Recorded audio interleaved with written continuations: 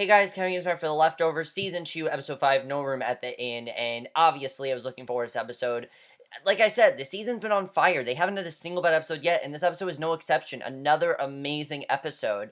And I was looking forward to it mostly because it was a Matt-centric episode. I knew this episode was going to be Matt-centric, and we all know, for most people at least, the third episode is what got them into the show, and myself included. I mean, I really liked The Leftovers, but episode 3 is really what made me really love the show as much as I do. I mean, for me at least, I think season 2 has put the show at a whole new level, but I'm just saying in general, made people so intrigued was the third episode, so I was really hoping they'd step it up.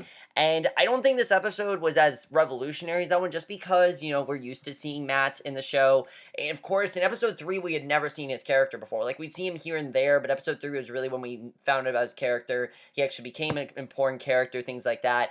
Now we already know about his character, so I didn't think this episode was as, important as that one, but I still thought this was an amazing episode, definitely. I absolutely loved every minute of this episode. Such crazy stuff going on in just this one episode, I have to say. A lot of really interesting stuff, and definitely for Matt as well. Definitely Christopher Eccleston, amazing performance. I'm so surprised he has not gotten nominated for an Emmy, because he really needs to, and he really did an amazing job. But let's get into this episode. There's a lot to talk about. We see Matt, he's on his iPad, and he's looking at footage he recorded of him and Mary sleeping, and he turns on music and wakes up, and basically we see a montage of him having to do everything for Mary. He's having to brush her teeth, he's having to dress her. This is just something that he's used to, and you can tell that he does this every day. They go to a church, they walk to and basically watch the reverend preach, and he takes her to a supermarket, and then after puts her food in her blender, since she can only eat processed food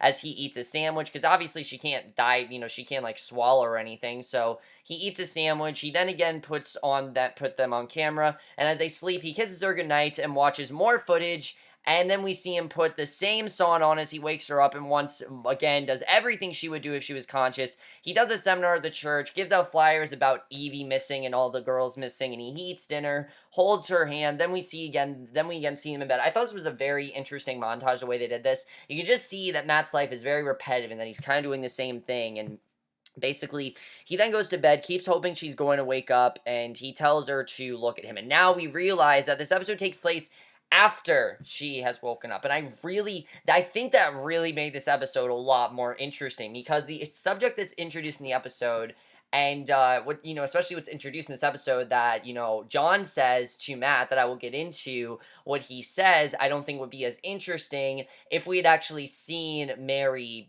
come out of her vegetative state. I don't want to see that.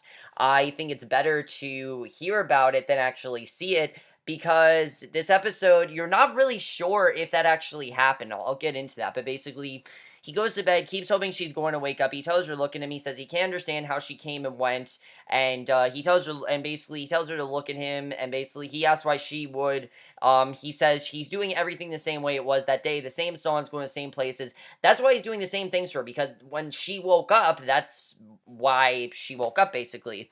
And he knows it's this place because she woke up there. They spoke, they laughed for 3 hours. She was awake, but he doesn't know why she went back to sleep. He asks if it's a test, and he asks her to look at him. He says to give a small sign that she's there, so she needs to look at him now. This is most likely the reason he's been recording. You can just tell probably he's recording because of this. He goes over to his computer and closes it, and I thought that was just an amazing scene. Already amazing episode. So I thought that was a great way to start the episode. Matt drives around, and a park ranger tells him to pull over to the waiting area. Matt tells the ranger Mary has an appointment. He says they'll let them soon. They'll let them go as soon as they can. He tries to have a conversation with Mary, but once again, there's no response. This starts Matt's worst day of his life, probably. Most likely, I think this is probably going to be the worst day of Matt's entire life. I mean, just think of everything that happened to Matt in this episode. There's no way this can't be like the worst day of his life. He then hears an alarm and asks the ranger what's happening. He tells him to get back into his car and that they have runners. And the runners literally are these people that run on top of cars and basically are doing whatever they can to get water, to get to that, to get to the lake and get the rest of the water.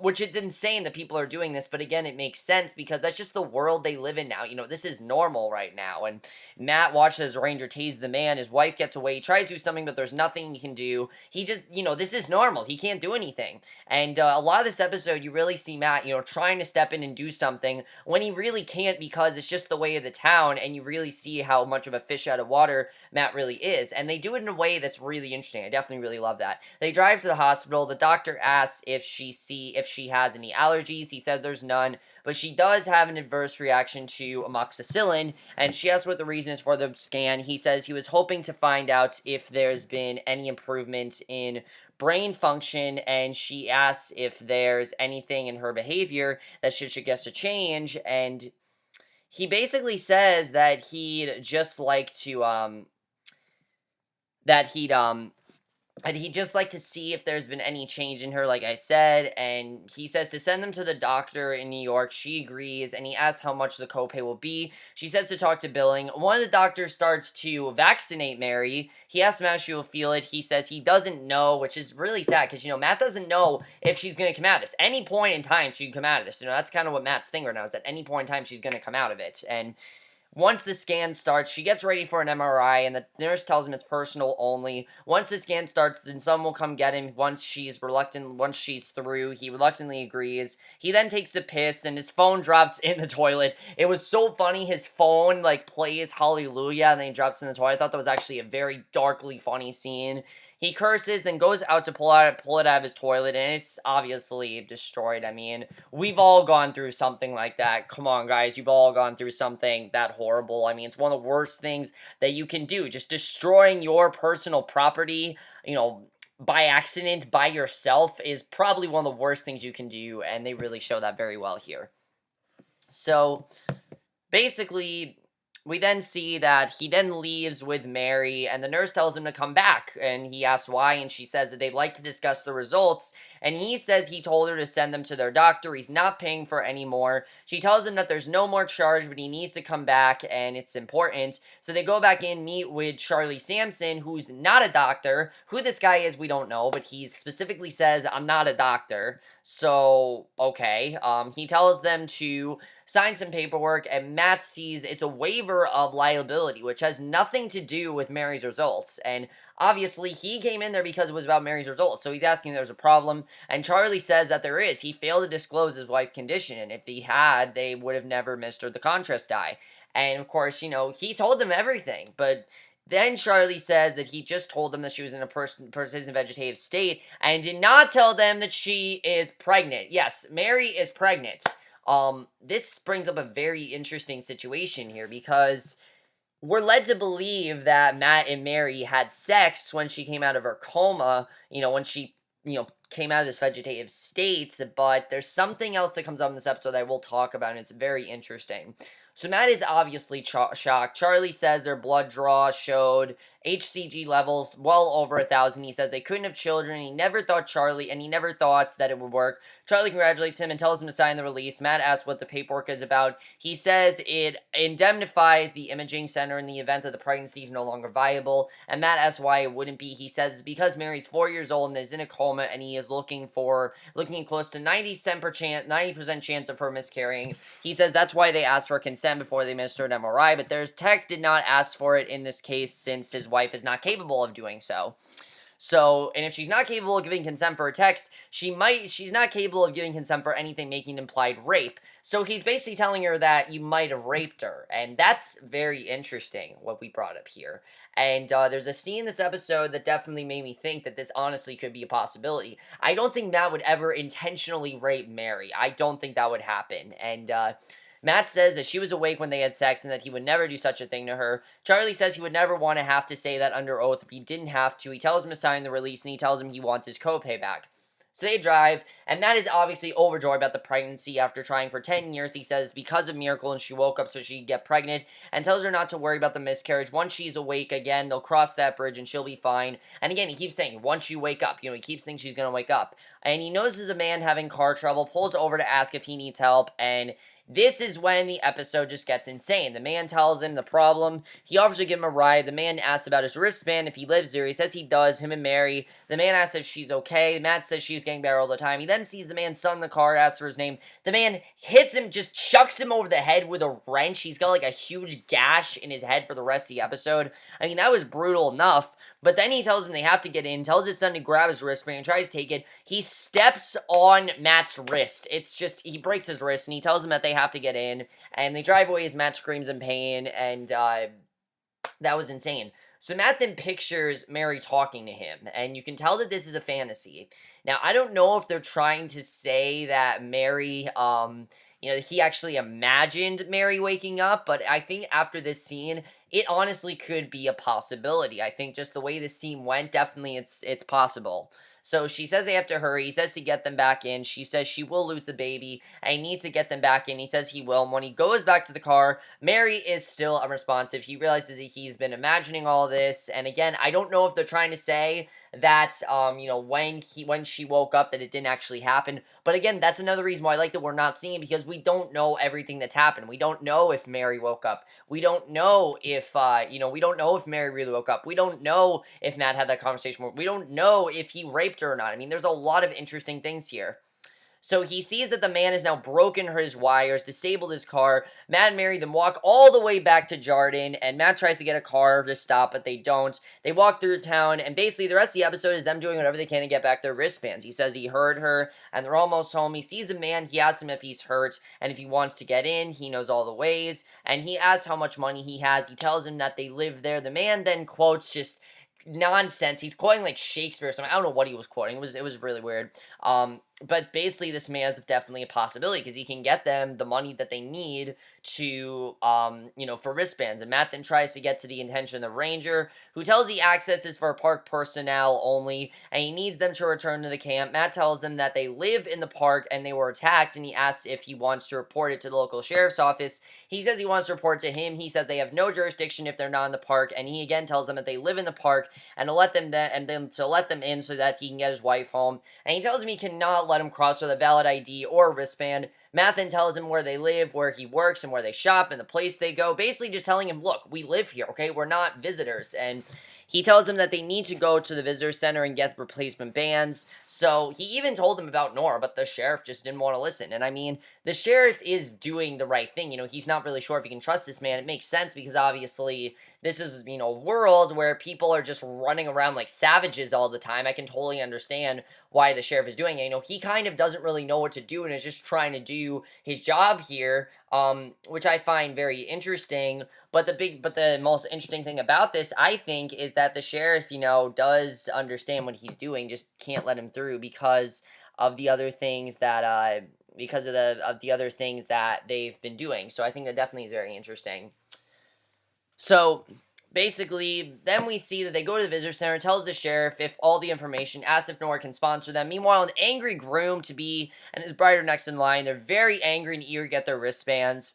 Kevin answers the phone. Matt tells him everything that happened. The groom gets extremely angry. The ranger tells him unless they've been there for 6 months, she can't help them. Matt tells the groom to mind his business. The groom says he did his business. He's got his documents. He doesn't, so why doesn't he just roll her on out of there? Because she doesn't look like she's in a rush to get anywhere. And this really breaks Matt. Matt gets really upset. He then beats this, they get into, like, a huge fight, like, right there. It was pretty crazy. But again, it just goes with Matt just doing whatever he can to get these wristbands for him and Mary. Because obviously, Mary says, I need to get home now. I need to get home now. The baby's gonna die if we don't get home. We need to get home now. So he's doing whatever he can to get them home. And I love that about Matt's character.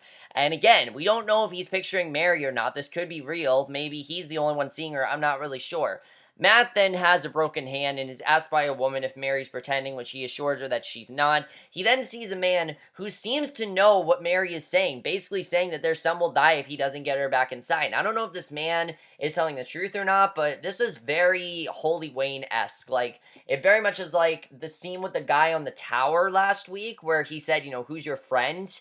When he told Kevin who's your friend when he was referring to Patty. That was definitely very interesting. I don't really know if, this man knows what's going on with Mary or not, but that definitely was very interesting that we saw that.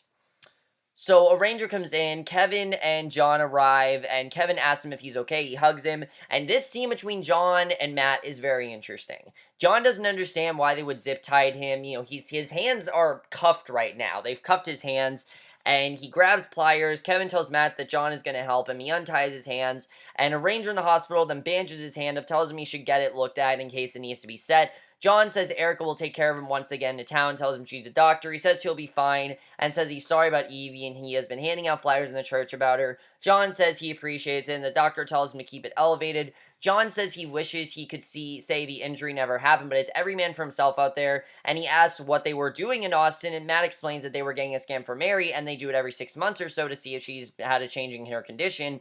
And John asks if there was, and he says there wasn't. John tells him that he knows about, and basically John tells him he knows about the pregnancy and shows him a paper. Matt asks if he went through Mary's bag. John says it fell out, and I'm calling bullshit on that. I mean, we know how weird John is. John just has some weird shit going on. There's something going on with him. I wouldn't be surprised if he did tamper through Mary's bag. Honestly, I wouldn't be surprised if he did that. So Kevin asks what he's talking about. He obviously doesn't know what the hell's going on. Matt says it's very complicated. John says it is. Matt says they said the pregnancy is high risk, so the longer they're there, they're out there. He needs to get Mary back into town.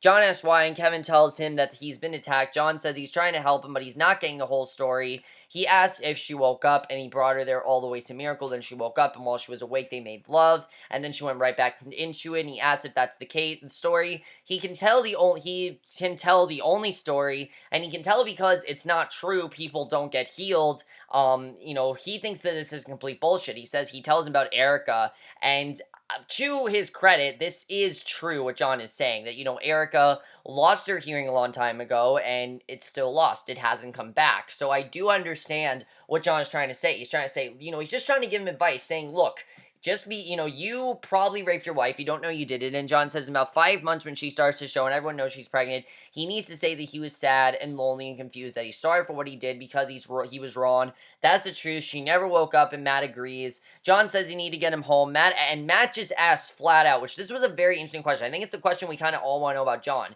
He asks him, what happened to you? And he knows his daughter's missing, but he was like this before that, and he says he's angry at this place.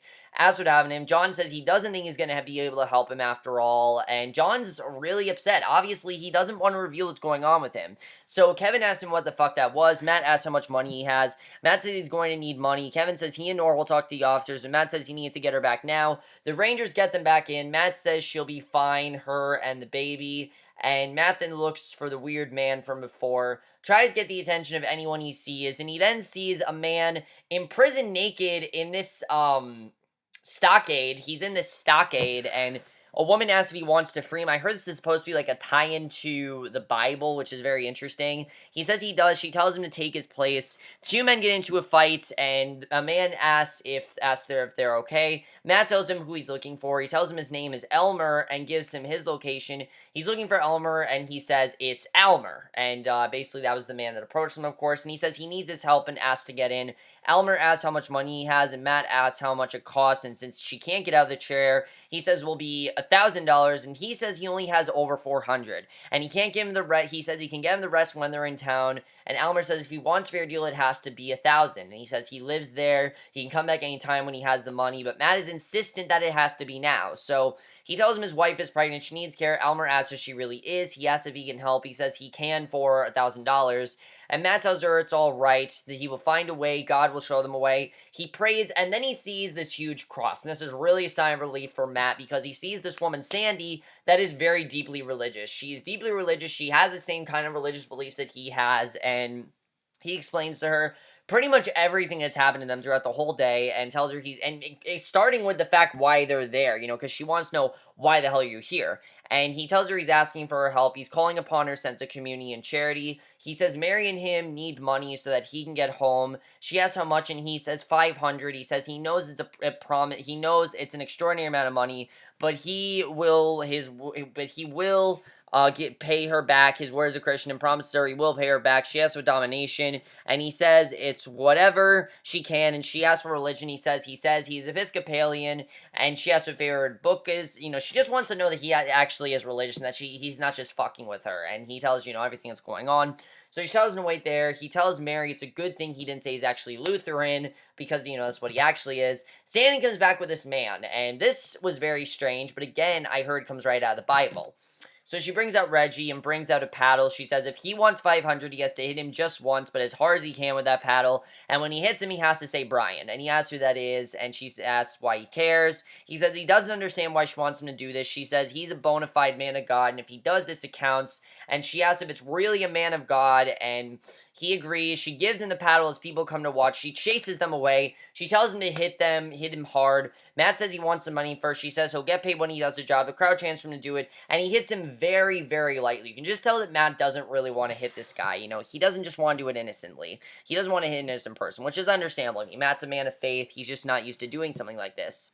So she says to do it again, plus he didn't say Brian. He says he can't because of his thumb. She tells him he's holding back. He says he didn't, and the crowd shouts. He hits him again. She's still not satisfied. He forgot to say Brian. She says Mary could do it harder. They tell him to do it hard, and for him to say Brian, he hits him, says Brian, and he hits him, and then he hits him, shouts his name, says Brian, and he hits him so hard that the oar breaks in half. Reggie falls, and he asks if it was hard enough, or does he need another oar, and that was just badass. Matt honesty in that scene was badass. I love that. He gives the money to Almer, who basically tells him that he's short 60, but they're good to go. He asks if he's claustrophobic and shows them the way, and he says it could take a couple minutes, and there's a gate at the other end. Matt asks if he's coming, and Almer says he's there to show him the way, not to hold his hand, to come find him when they throw him out again. And basically, he shows them this tunnel to this river, basically. Almer leaves him as it starts to downpour and thunder. Matt asks her if she thinks they're safe. They go through the tunnel as Matt recites a Bible verse. He gets them through.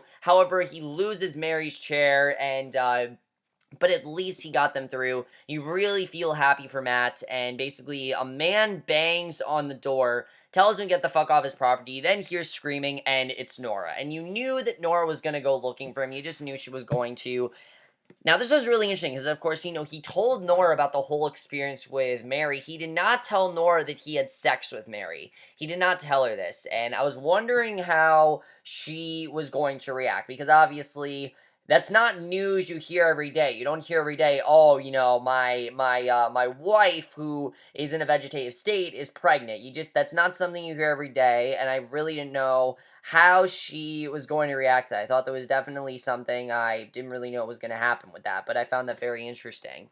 And Matt explains that they lost Mary's chair. Matt says they're searching trunks, but Nora assures him that they won't search theirs. They get into the trunk. He hears sirens, asks what's happening. Nora says it was an anonymous tip that the girls were spotted in the encampment. Matt asks if it was her. She tells him to get in the trunk, and the ranger asks him, and I'm wondering if, it was her. She says it was anonymous, but I don't know.